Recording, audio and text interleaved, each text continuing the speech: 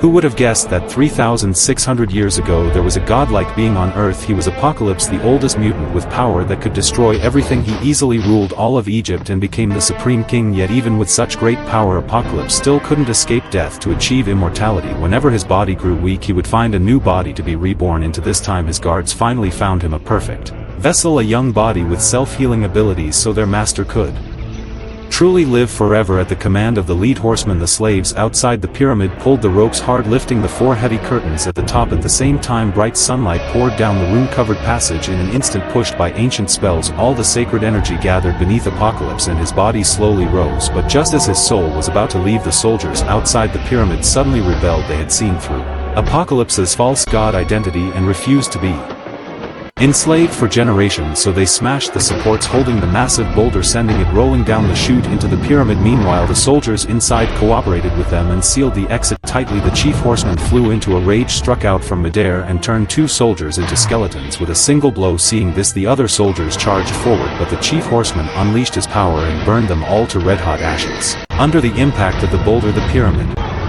began to crumble and the altar inside shook violently, yet Apocalypse's 4 horsemen still stood their ground. By then the soul transfer had reached its final stage, but the next second the boulder arrived, smashing the last pillar inside the altar. Just before being buried, one of the horsemen used all her strength to transfer Apocalypse's armor onto the new body and used her power to create a protective shield. The next second she was crushed by the falling boulder. In her final moments she still used her remaining energy to shield Apocalypse from the stones until everything went quiet and she closed her eyes forever. But without the final step of the ritual, Apocalypse was trapped and buried in darkness for all time. Thousands of years later, a group of Apocalypse's followers found this place. As they chanted spells at the altar, a beam of sunlight came through the opening and unexpectedly completed the ritual. The next second, Apocalypse opened his eyes, remembering the betrayal 3,000 years ago.